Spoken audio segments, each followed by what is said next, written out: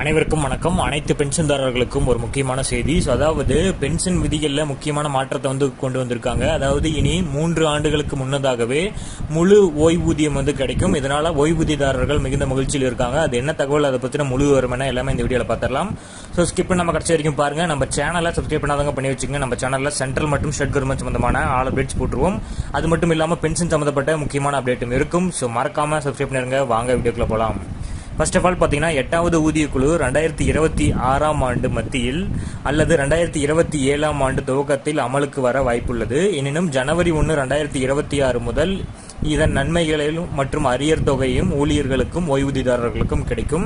இது லட்சக்கணக்கான மத்திய அரசு ஊழியர்கள் மற்றும் ஓய்வூதியதாரர்களுக்கு சம்பள உயர்வுக்கு வழிவகுக்கும். அரசாங்கம் ஜனவரி 16, 2025 அன்று 8வது ஊதியக்குழுவை அறிவித்தது. இருப்பினும் இன்னும் அதன் தலைவர் மற்றும் உறுப்பினர்களை நியமிக்கும் பணி நிறைவடையவில்லை. மேலும் குறிப்பு விதிமுறைகளும் இன்னும் இறுதி செய்யப்படவில்லை. டிஓஆரில் இடம்பெற்றுள்ள பரிந்துரைகளில் ஓய்வூதியதாரர்களுக்கு கம்யூட் விதிகளில் கோரப்பட்டுள்ள மாற்றம் ஒரு முக்கிய மாற்றமாக பார்க்கப்படுகிறது. வயது அதிகரிக்கும் போது ஓய்வூதியதாரர்களின் தேவைகளும் அதிகரிக்கின்றன. இவற்றில் மருத்துவ செலவுகள் முக்கிய இடத்தை பெறுகின்றன. பணவீக்கத்தை சமாளிக்க வேண்டிய நிர்பந்தமும் ஏற்படுகின்றது. வயோதியத்தில் அதிகரிக்கக்கூடிய கமிட் ஓய்வூதிய மீட்பு காலத்தினை 15 ஆண்டுகளிலிருந்து 12 ஆண்டுகளாக ஆணையம் குறைக்கும் என்று ஓய்வூதியதாரர்கள் நம்புகிறார்கள்.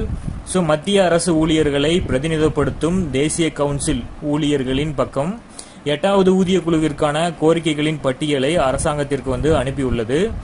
ஓய்வூதிய மாற்றம் அந்த காலத்தினை 12 ஆண்டுகளாக குறைக்க வேண்டும் என்பது அந்த பட்டியலில் உள்ள முக்கிய கோரிக்கையின் ஒன்றாகும்.